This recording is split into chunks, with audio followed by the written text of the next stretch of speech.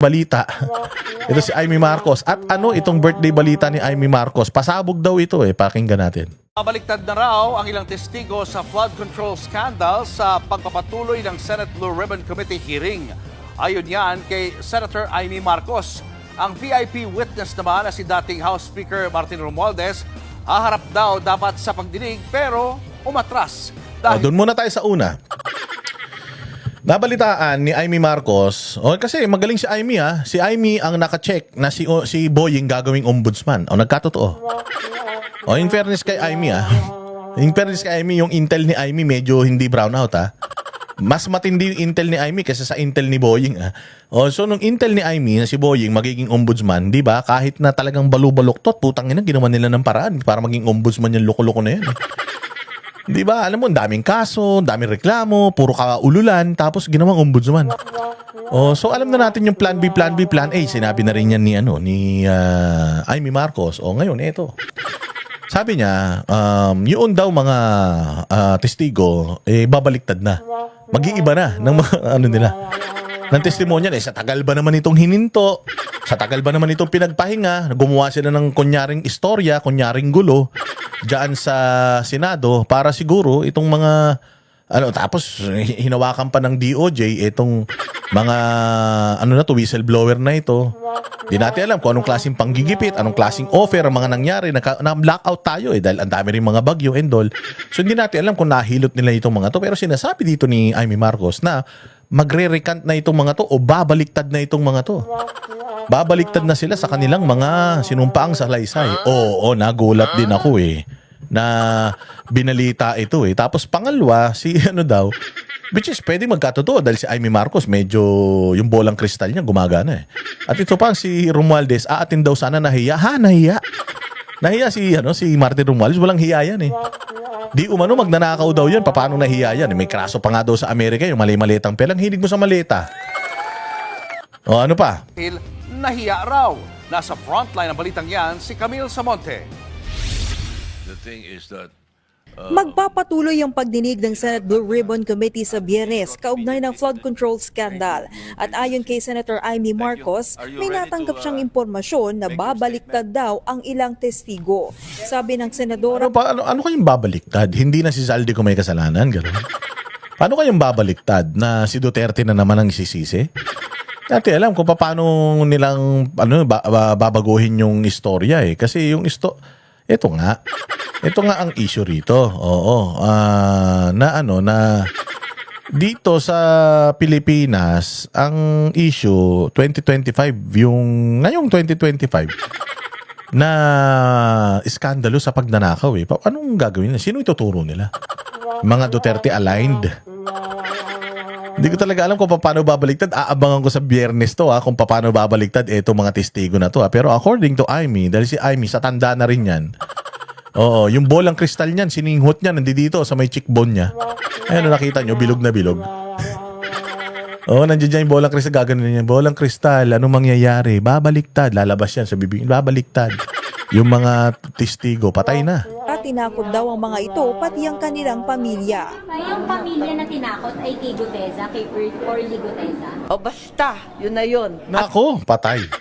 Mukhang si Orly, delicades Medyo, alam nyo, ayaw ko muna magsalita pero medyo 50-50 kasi ako kay Orly. Medyo nag-50-50 ako kay Orly kasi bigla siya nawala Bigla siya nawala. Tapos sinabi ng Marines nasa kanila. Tapos biglang dininay ng Marines na nasa kanila.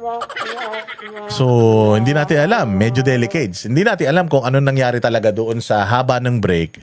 Hindi natin alam if they got into Orly Guteza. Hindi natin talaga alam kung ano mga nangyari. Pero alam natin na habang busy tayo, maraming gapangan na nangyayari niya. Mga hudas yung mga yan So, hindi natin alam kung babaliktad ba si Orly. Ewan ko. O kung babaliktad ba si Bryce, babaliktad ba si yung Benaventura ba yon? O yung mga Diskaya, babaliktad ba? Ewan natin. Pero maririnig nyo. Kaya nga sabi ni Ping Lacson, meron daw siyang isang testigong malupit. Testigong malupit, pinatakas yun lahat ng mga iimbitahan nyo dyan Magiging circus na naman to, kaya kaabang-abang to Orly Guteza, tinakot daw yung pamilya. O, sabi ni Amy, basta bahala na, basta relax lang kayo. Ito naman si Amy, sabihin mo na kasi. Sabihin mo na, Amy, para isahan na lang, masyado ka rin machismis, kakadikit mo kay Daryl Yap, naging showbiz ka na masyado eh. Abangan na lang ang susunod na kabanata. Ang mangyayari ngayon, magre-recant ang mga testigo. Mga testigo, mga. So, madami yan. Dami yan, ha? Mga eh. O, di ba? Oo, ha? Mga eh. Meron bang mga iisa? So, marami yan. Abangan natin yan. Panoorin ninyo, sigurado ako dyan. O, ito ang sasabihin ko sa inyo, ha? Noong nagbabanggit itong mga, itong mga testigo na to, may binabanggit na galit ng mga sinungaling yan. Huwag kayo maniniwala dyan. Tinan mo, pag nagsibaliktaran yan, tapos ang binabanggit na pangalan na ng mga yan, mga link sa Duterte, puta, tinan mo. Sasabihin ng mga ulaga, ng mga dilawantay, tsaka mga loyalista. Ayan na, yan na yung totoo na yung sinasabi nila. Pagka yung statement o yung mga pangyayari issues at tsaka yung mga salaysay, pag yung mga salaysay pabor sa kulay nila, putya, nagsasabi ng totoo yan. Pero kapag hindi pabor sa naratibo nila, fake news yan. Pero tinan ninyo mangyayari. Sige. Isa-isa yan na biglang babaliktad dahil pressure, tinakot ang pamilya at halos tinutukan ang asawa at anak. Alam na ninyo kung sino yung pinakamatindi ang testimonya. Kasi pinakamabigat. Si Orly Gutesa nga yata. Ito po, tangina. Hoy, Orly, umayos ka, punyemas ka. Wala naman kasi may gusto sa'yo magpunta ka dyan. Nagpunta-punta ka dyan, tapos wala ka palang bayag, ha? Ako, ikaw Orly talaga, ha? Nako po, parang sinasabi na nga ni Amy na si Orly tinakot ang pamilya na pressure kaya magre-recant na. Diyos ko po. Ang sasabihin niya ni Orly, tinakot siya ni Mike Defensor, tinakot siya ni Marcoleta, inutusan lang siya, etc. etc. Palagay ko ganyan na mangyayari dyan. Alam na natin yung playbook nila eh. Oo, sabi ko nga sa inyo, ito, listen. Ilang bilyon yung pinag-usapan natin kanina, ha? Ilang bilyon yon. Ipapakita natin kung ilang bilyon pera yang na mga nawala na yan. Ulitin natin yung pinakita natin kanina. Ayan, computein nyo. Ito na lang, dito tayo sa pangalawa. Ayan 241 billion, 500 billion, 250 billion, 129 billion, 89 billion, 62.5 billion, 62, 62, 62, 14.3 billion. Sa dami ng pera na yan, halos 1 trillion yan. Hindi ko alam kung 1 trillion ba to pag mathematics. Mahina na ako sa addition. Kaya nga hindi ako dumadami. mahina ako mag-addition. Sa dami ng pera na yan, mga bossing, lahat kaya nilang bilhin. Binili na nga, sabi ko nga. Hindi si Bongbong nagnakaw niyan, ha?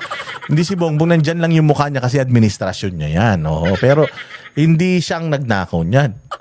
Pero kung sino man nagnakaw niyan, Diyos na nakakaalam niyan. Ngayon, sa dami nitong pera na to, kaya nilang bilhin lahat. Binili nga nila yung binili nga nila yung mga media, di ba? Binili nila yan. Yung mga huwes nga na mukhang nabibili. Yun ngang yun ngang ombudsman, nagka-magic pa Di ba? Mantakin mo yun. Halos yung sundalo, hindi na umaaray. Yung mga pulis, nangu-hold up na. Alam mo yung parang ang gulo-gulo na talaga ng Pilipinas at sa dami nitong pera na to, hindi sila mag-aatubili na gamitin kahit yung kalahati nito para makatakas sila sa kanilang mga ginawang kasalanan. Because let's say, 1 trillion yung kinita nila sa pagnanakaw. Gamitin nila yung kalahati nun. Sabihin na lang natin, 100 billion yung ninakaw nila. Tapos, hatiin mo yung kalahati nun, 50 billion. Yung 50 billion na yun, gagamitin nila yun para hindi sila makulong. Ano yung mga yun? Ayan, yung mga testigo, bayaran, o kaya takutin. Yung mga huwes, bilhin. Yung abogado ng kabila, kutsabahin. Lahat ng pwedeng masamang gawin ng mga yan, sa dami nitong pera na to, mga bossing, yan na posibleng mangyari. So, si Orly Gutesa, pwede bang bumaliktad? Pwede, kasi, ko naman. Sabi ko nga sa inyo lahat kayang bilhin ng pera ng korupsyon. Ang ginagamit actually ng mga politiko, drug money. Ganun din, ginagamit ng mga sindikato, drug money. Pero ito, hindi na sila kumuha sa pera sa drugs. Kumuha sila sa pera ng taong bayan mismo. Hindi nila pinaghirapan to, kaya hindi sila mag-aatubili na gamitin ito para hindi sila lahat mga kulong. Eh, ang tagal na. Wala pa nakukulong hanggang ngayon, 100 days na. O so, ano pa bang ine-expect natin? Sabi ko nga sa inyo, kontaminado na itong hearing na ito ng Senado. Why? Ang tagal na napahinga eh. Sa tagal na yan na napahinga, sa tagal na yan na nag-recess sila, maraming pwedeng mangyari. Sa 2 araw lang, maraming pwedeng mangyari. We're talking about months. Isang buwan yata na nagpahinga to eh. Kung hindi, mga 3 linggo. Maraming pwedeng mangyari nun. Sa dami ng pera sa sirkulasyon, mga bossing, yung mga ninakaw na pera na yan. Si Pangulong Duterte nga, di umano ha, pera pa daw ng mga corruption sa Pilipinas yung pinambayad sa ICC eh. Para para si Pangulong Duterte trabahuhin eh, di ba? So wala sobrang itong sinasabi ni Amy Marcos mukhang malapit sa katotohanan, pero Amy, sana pinangalanan mo na kung sino para ine-expect na natin. Di ba? Ang kanyang testimonya. Isa sa mga may personal umanong nalalaman sa katiwalian sa flood control scandal ay si Orly Guteza. Siyang nagpakilalang security aid noon ni dating Congressman Zaldico na naghatid umano ng mali-maletang pera sa bahay ni Nako at dating House Speaker Martin Romualdez. Nagkaroon din ng isyu sa sinumpaang salaysay ni Guteza matapos madiskubring peke umano ang pirma at notarial seal nito. Nang tanungin kung sino ang nananakot, Yung mga kaya manakot at yung mga takot na sila ang madadali. sabi rin ni Senator Amy, si Romualdez ang sinasabing VIP witness na haharap dapat sa pagdinig sa Biyernes. Sa Senate Paano naging VIP yan? Primary suspect nga yan. So yung primary suspect, VIP? Naging VIP yan. Ribbon Chairman Ping Lacson ang nagsabing may haharap na VIP witness sa susunod na hearing. Pero hindi raw matutuloy na humarap si Romualdez. Nagbago ata isip, nahiya din sa sarili. Kasi ang dating narinig ko, magiging state witness, siya ang magiging star witness, bibigyan ng witness protection. Pwede ba naman yon? Niloloko na tayo ng lubus-lubusan. Wala pang pahayag tungkol dito si Romualdez. Matatanda ang sinabi ng DOJ na hindi makukonsidera ang state witness si Romualdez dahil hindi naman siya nag-a-apply para rito. Dumadaan din sa pagsusuri ang mga akusado na gustong maging state witness. Wala pa ring pahayag si Senate Blue Ribbon Chairman Ping Lacson ukol dito. Nagbabalik Meron na. Ang pahayag ni Lacson, dahil birthday naman daw ni Amy, hindi na lang daw niya papatulan. Wala ka pala eh. Kaabang-abang to ha. Putsang ina, binisto na naman kayo ni Amy. Pero sana Amy, diniretso mo na. No? Sana idiniretso mo na para mas maganda.